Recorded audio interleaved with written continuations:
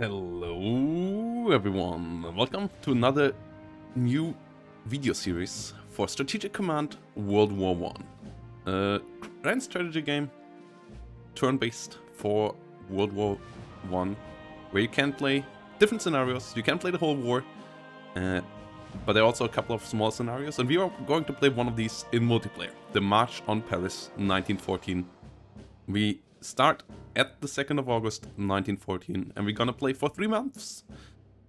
Turns being 1 day each, so every 2 days we have a turn. And we are playing against Legit, one of the Foxes, well known in the Skill Division community. And it's my second multiplayer game of Strategic Command World War 1. I played one grand campaign versus Bubblebox back in the day. You can still find parts of it on Bubblebox's YouTube channel. Link down below to it as well if you want to watch that. But yeah, we're gonna go in here. We're gonna be playing as the Central Powers, as the Germans, especially in this, as those are the only Central Powers active in this scenario. And we're gonna play against the Belgians, the French and the British, and we're gonna try to get to Paris ASAP. So with that said, let's jump into turn number 1, and let's talk about the setup I have in mind. As you can alter a bit from history in your early game setup, and we're gonna do that now. We're gonna play with the normal setup, and gonna march on to Paris, hopefully successfully. Obviously, all tips and tricks down below are welcome. I most likely always will be a couple of turns ahead of what you guys type in the chat, but all advice is helpful. I'm not a super big expert. I played a lot of World at War, Strategic Command World at War, also multiplayer, but in World War 1 I'm not the biggest of experts, so... And I haven't played this scenario fully yet. I played a bit against the AI to get a hang for it before we started this, a couple of turns in, to see what is possible and if my strategy is viable at all. And I think it's viable, but it's not going to be easy. But yeah, here we go. France is our main enemy in the west and must be defeated quickly. Much of our army is now mobilized, but some units remain to be deployed. Where you deploy these will depend partially on whether or not you plan to violate neutrality of Belgium, Luxembourg, or the Netherlands. Some guidance to help you decide on your deployment will follow in a moment. So yeah, we can deploy a couple more units. Major victory is if we capture Paris, all of Paris. Another decisive victory. Major victories are if we capture the north of France, Dunkirk, Calais, Boulogne, Dieppe, and Ypres.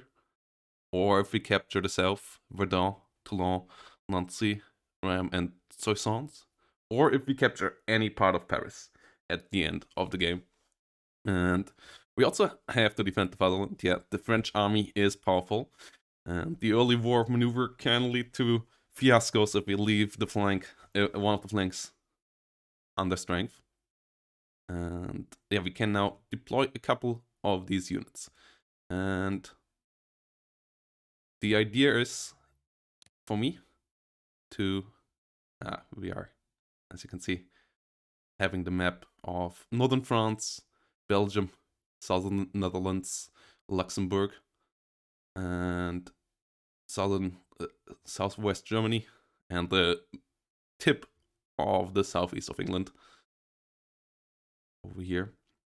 And obviously the historical deployment of these units that we can deploy would be here in the north to make the sickle cut and try to push through to Paris this way. But I would expect our opponent to expect that. And what I would rather try is... there is a gap in here between Epinal and Belfort, with Busan, Lure, Vesoul. And I kind of want to try to pressure this. Push on Epinal maybe as well. If we can break Epinal, we have a lot of open terrain in front of us. We have a big gap here with 2 major roads that can be broken, that we can push through towards the southern route towards Paris, which is basically just as long as the northern one. Yeah, objectives in our way and obstacles in our way are obviously Verdun. We can't really push through there. That's too big of a fortress. Toulon, Nancy.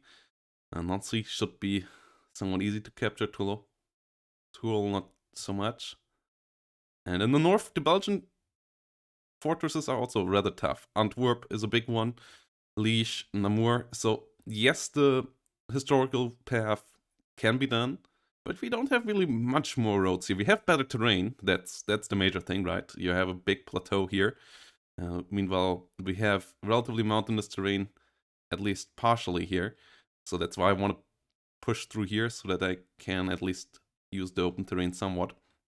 And that's what makes this the tougher route for sure. As you can see, way less open terrain up till here. So the open plains up here in the north could be helpful. But first of all, the British are closer here. And as I said, the routes are a bit limited. And we still will push here. We still will attack the Netherlands, the Belgium. We won't attack the Netherlands. That doesn't really add up much, and it just puts more units in our way that we have to push through. We will obviously move through Luxembourg. First of all, the industry here will give us extra income each turn, and also Luxembourg is undefended and we needed to move through. Just fighting France at the French border is not really viable in this scenario. It tells you can do that, but in this scenario that's really not viable because you like all your forces are deployed up north, and you lack the strength down here to just push through the southern route, through all the French units that can entrench themselves and so on. But yeah, we will deploy around Mulhouse and maybe around Natzwiller a bit as well. We will deploy a good amount of formations towards Belfort, and yeah, a couple of units here. We will put von Kluge down here.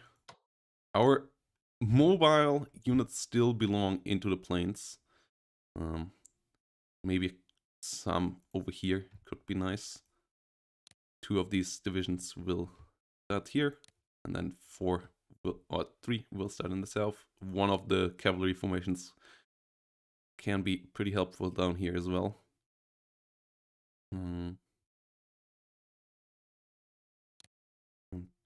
To surround stuff and get us territory that way.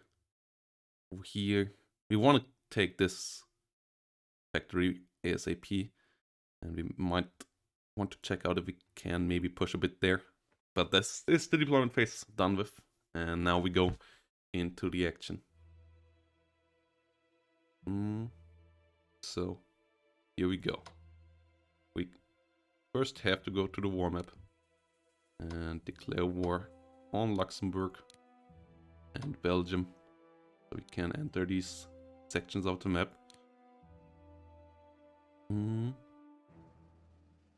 We're gonna do the south last, so to not be suspicious. You can easily maneuver into the Luxembourg capital. As I said, we need to take this factory. It's worth a lot of points. Let's check out if there's anything in here. No. Okay. Let's see if how fast we can maybe go through the Ardennes with the cavalry. We want this factory.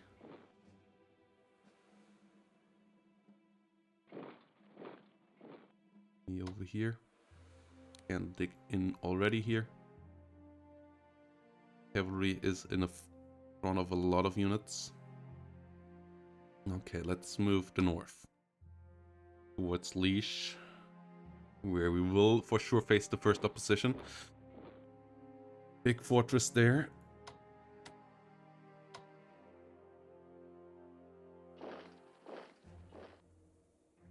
Stay on the roads, guys. Good. to this. You can move up to there.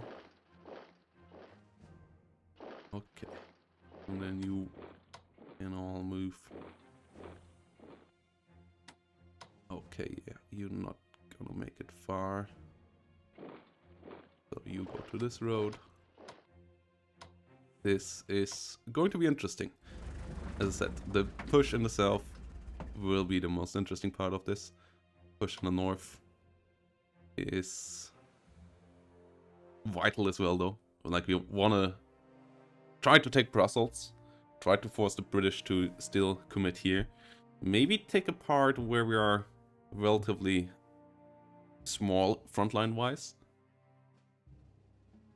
so that the British can't overwhelm us with a big counterattack. Like, maybe try to get a frontline here, or at the river here. It's gonna be interesting. There's a couple of nice rivers that will be helpful for defensive if we want to stay defensive. Obviously, yeah, trying to outflank the northern part won't really happen. We won't be quick enough for that, most likely, unless Legit is doing major plunders. That should not happen. So let's move on over here. Stay on the road. Move you into a position where you can.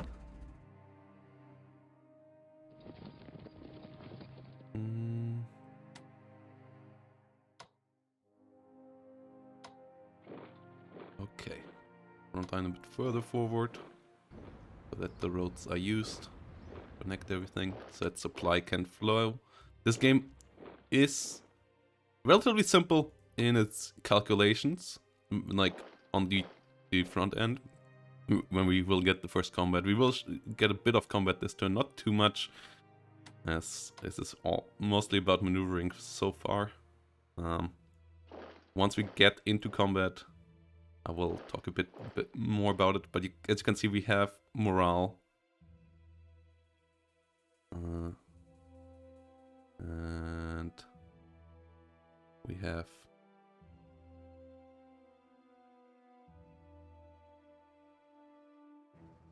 a couple of other things as well. Like, for example, down here, you have the morale and readiness of your forces. Our troops, for example, are pretty high on morale right now. You also have ground cover, which is if you didn't entrench, and then here you get entrenchment if you build a trench. Fortresses give maximum entrenchment. Defenders lose 1 entrenchment per attack. Artillery can lower this as well. And morale and readiness are playing a big, and supply are, like, these 4: strength, supply, readiness, and morale dictate how the calculations are working out if you fight. And then you see if you are in front of an enemy, an estimation of how the combat will go out, and that estimation can change for 1 damage on each side. So if you, for example, if we will go in here in the south, there should be a unit here. For example, we would lose 2, they would lose 0 is the estimation here. That could be, if we attack, could be wrong by +1 or -1 on our side, so we could take 1 or 3 damage as well, and they could take 0 or 1 damage. So it's not 100% correct. There's a dice roll involved as well. And here, for example, it's 2-2, which is an odd we want to take here at this stage, as we want to move further forward. Our cavalry here is maybe not in the right place.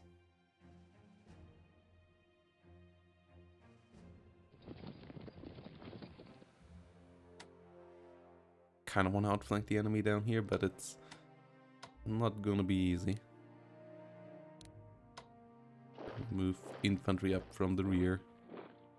A lot of movement for now, which is the fun part of this. That this is actually still war of movement in World War I. No, not quite trench warfare yet. So the trench warfare part of this game is pretty well simulated as well in the Grand Campaign. Like, I really recommend this game if you want a good grand strategy World War I game. It's the kind of the best on the market. The market is also quite a bit undersaturated, I guess. World War I could use a couple more grand strategy games for sure. RTS, I think, are hard to make for this, but I feel like grand strategy is totally doable. And it's a bit of a shame that there are so few. We, for example, now dealt 3 damage and only took 2. And now we dealt 2 damage and only took 1, even though the estimation was 2-2 in both cases. So we got lucky there. That was good. As we can push in onto the enemy down here as well now. And we maybe try to outflank the enemy with cavalry down here.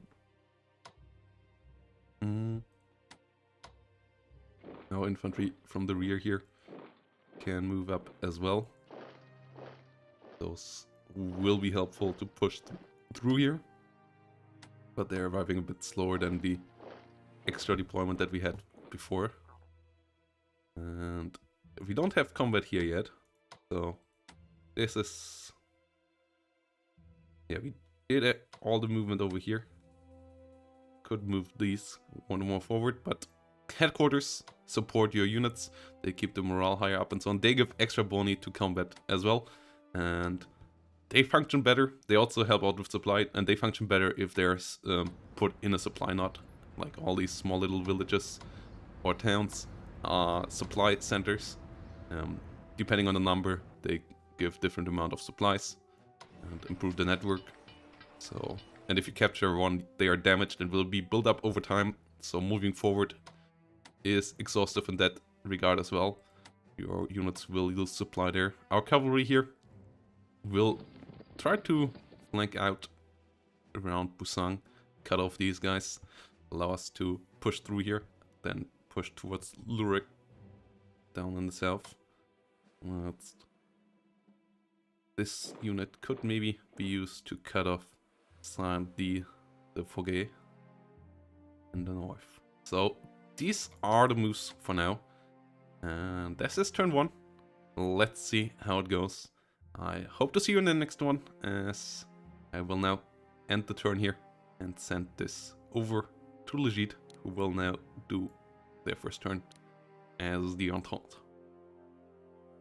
As UK prepares for war and joins the Entente, and the French fortress pummels us. We get the income, and this is turn. So see you next time. Bye bye.